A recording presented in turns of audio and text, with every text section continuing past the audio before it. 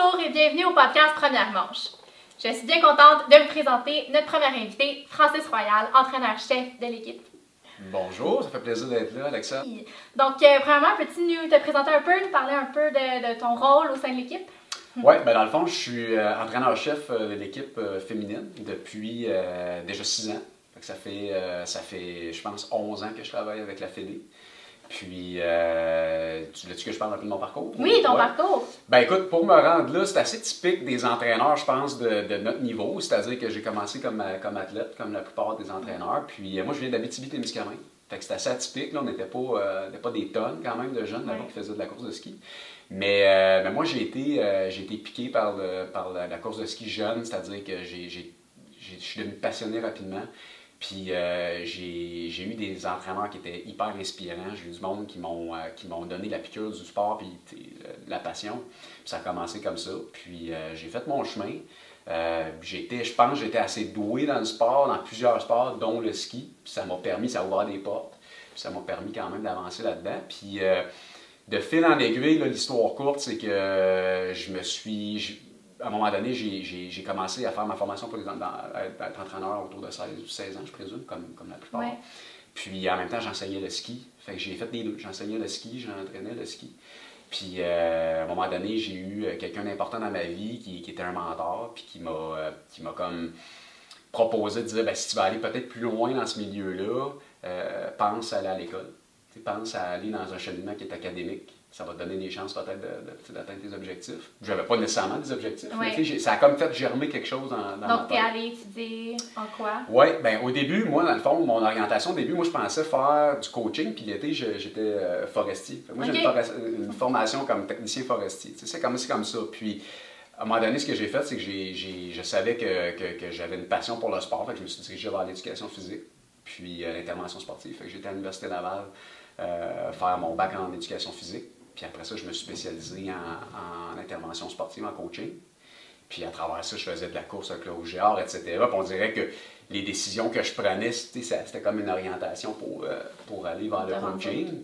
Puis après, ben, j'ai eu une opportunité avec Ski Québec en 2011. Ouais, wow, super. Ouais. Cool.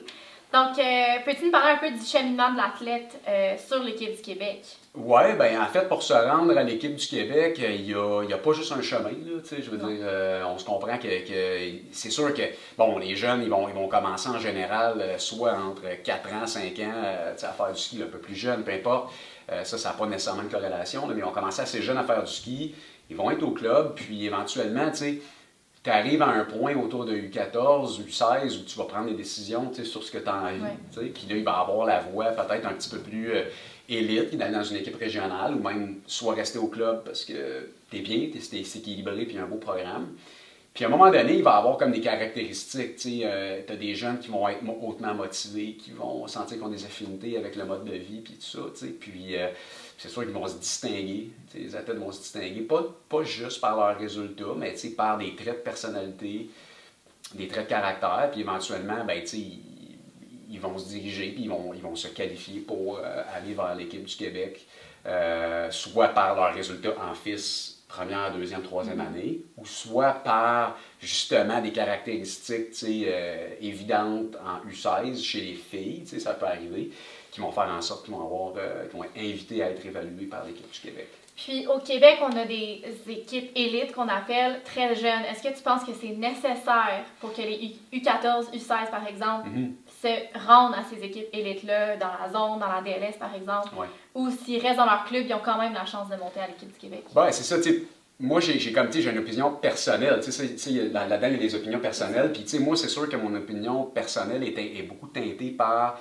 le modèle de développement, c'est-à-dire qu'est-ce qu'un jeune de 13-14 ans a besoin pour bien se développer. Puis comme je t'ai dit tout à l'heure, il existe plus qu'un chemin. Fait que l'expérience m'a amené à un moment donné à réaliser que pour se rendre à l'équipe du Québec, il y avait des athlètes, comme tu dis, qui sont issus d'un milieu élite, à partir de U14 ou presque, où il y a de l'intensification, puis tout ça, puis il y en a d'autres qui ont passé par le club. Puis il n'y a pas nécessairement de corrélation avec où ils se sont rendus au bout. C'est-à-dire que quand tu regardes le cheminement, par exemple, de Laurence Saint-Germain, de Michaela Tommy ou de Valérie Grenier, par exemple, qui sont passés avec nous, il y avait eu des cheminements qui étaient relativement différents.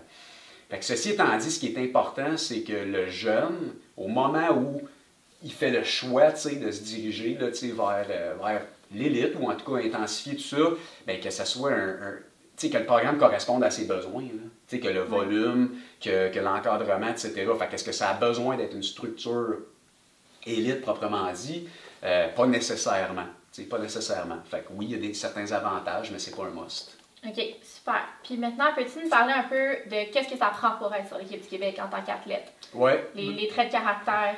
Je pense que c'est, si tu posais la question à un collègue du même niveau, il y aurait peut-être d'autres perceptions. Là, moi, comment je le vois, c'est qu'il y a un trait de personnalité. C'est sûr, c'est des athlètes qui sont ambitieux, des jeunes qui ont de la motivation intrinsèque. Il y a quelque chose, il y a une flamme en dedans qui est particulière. L'autre chose, c'est qu'il y a une passion pour le sport qui va permettre à cet athlète-là de passer à travers des événements qui vont être assez intenses. Là. Il va y avoir quand même beaucoup de déceptions, etc. Fait que ça va prendre de la personnalité, des jeunes hautement motivés.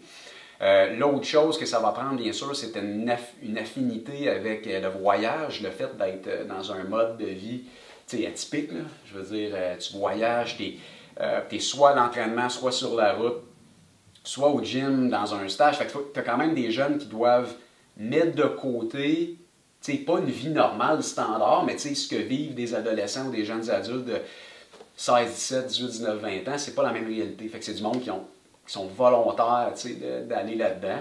Puis, mais ça, c'est vraiment les traits que je pense qui sont assez spécifiques. Là, OK, super. Puis, avec cet âge-là, vient le parcours scolaire. Donc, comment est-ce qu'en tant que fédération, on aborde ce sujet-là? Comment est-ce que vous supportez les athlètes dans leur cheminement scolaire? Oui, bien, tu sais, c'est pas que c'est nouveau, je dirais, mais tu sais, il y a eu une époque où, justement, tu sais, les études, pas que c'était pas important, ça n'avait pas le même poids dans la balance, tu sais, on n'y mettait peut-être pas la même énergie, si on veut. Maintenant, on a beaucoup appris. C'est-à-dire, moi, dans le dernier 11-12 ans, avec cette clientèle-là, j'ai beaucoup appris à quel point les études, c'est important. Fait que, tous les athlètes étudient, ça, c'est la première chose. T'sais, les athlètes, ils ont tous vraiment là, un parcours académique. Puis, avec Alliance Sport-Études, par exemple, après le secondaire, le secondaire, c'est relativement simple parce que on n'en a pas beaucoup, c'est assez rare. Mais une fois au cégep, il y a des établissements avec Alliance Sport-Études notamment, qui facilitent la gestion du sport et des études. Donc, c'est vraiment, c'est pour leur permettre d'être des athlètes étudiants, si on veut, que le sport prend beaucoup de place dans leur vie. Fait, les athlètes font de l'école à distance, vont en présentiel dans des moments clés pour être capables de s'avancer. Mais moi, ce que je dirais, c'est que maintenant, là, même avec la COVID, c'est un des côtés positifs, le développement des plateformes en ligne notamment, c'est qu'honnêtement, l'école, c'est pas un frein du tout sur le côté athlétique, puis, et vice-versa, si on veut. Puis nous, on essaie quand même de les accommoder puis de leur présenter le calendrier d'avance. Puis moi, je te dirais, Alexa, que, tu sais, veut pas, c'est comme tout dans la vie, mais les athlètes qui prennent leurs responsabilités, qui présentent leur horaire. Tu sais, qui vraiment, là, ils vont voir leurs enseignants, puis tout ça, puis ils sont organisés, puis tout ça. Ça se passe super bien, puis plusieurs vont faire des examens sur la route, par exemple, avec nous. Oui, j'allais te demander, est-ce que tu penses que c'est un avantage ou un désavantage de faire l'école en même temps? Pour moi, en tant qu'à cet âge-là, j'étais entraîneur, mais c'était un gros avantage pour moi à la fin de ma journée, peu importe comment ma journée s'était passée, il fallait que je change de gear, je fasse un 180. Puis que tellement, c'est exactement ça. T'sais, toi, tu l'as vécu dans le coaching, puis je pense que c'est une façon de s'équilibrer. Puis pour nous, à la Fédé, on a cette philosophie-là de dire justement, comme tu dis, c'est être capable, à un moment donné, quand tu as une journée sur la neige qui est plus difficile, ou peu importe, que c'est une bonne façon, justement, comme tu dis, de mettre ton esprit ailleurs, de mettre de l'énergie ailleurs, puis tu as l'impression d'avancer puis de progresser dans tes études aussi, c'est important. Puis je pense que ce que j'ai l'impression, c'est que l'athlète qui continue à progresser dans ses études, même si le rythme n'est pas fulgurant, là, ou dans les étapes qu'on connaît, si on veut, je trouve que ça les rassure. Puis ça leur permet de dire, ben regarde, je parle pas ici de plan B, je parle plus de dire, ben regarde, le ski, c'est une chose, j'espère vraiment me rendre jusqu'au bout, mais en même temps, je sais que j'ai un parcours scolaire, mon parcours scolaire avance bien, puis je trouve que ça garde ça met les choses en perspective. Ça fait partie du cheminement de l'athlète, du développement de l'athlète. Exactement. Puis dernièrement, peux-tu nous parler un peu, là ça fait 11 ans que tu es sur l'équipe, de comment ton rôle a progressé, pas ton rôle en tant que tel, mais comment les choses ont changé depuis 10 ans? Ben, c'est une super de bonne question. C'est-à-dire, je pense qu'un peu comme tout le monde sur le marché du travail, moi, ce qui a évolué beaucoup, c'est sûr que dans ce cheminement-là, je suis passé d'un entraîneur associé, si on veut, avec Martin Durocher, qui est un collègue avec qui j'ai travaillé 5 ans. Puis je suis devenu entraîneur-chef. Maintenant, ça fait 6 ans que je suis entraîneur-chef. C'est sûr que, bon, il y a l'évolution de ce rôle-là quand même. Disons, la responsabilité a augmenté. Mais ce que je remarque, c'est que moi, personnellement, c'est sûr que j'ai pris confiance dans mon approche. C'est-à-dire que, à un moment donné, quand tu es en début de carrière, tu mets quand même, tu as un stress accompagné par rapport aux résultats de tes athlètes. Tu te sens un peu sous pression, il faut que ça fonctionne, etc. Puis c'est normal. Mais à un moment donné, moi, j'ai comme réalisé que si on faisait bien les choses, ça allait faire partie de l'équation. On l'a quand même prouvé, je pense que nos athlètes ont bien fait dans les dernières années. Maintenant, ce que j'ai adapté, c'est tout ce qui est autour. Tu as l'approche technico-tactique, très concrète, la préparation physique et tout.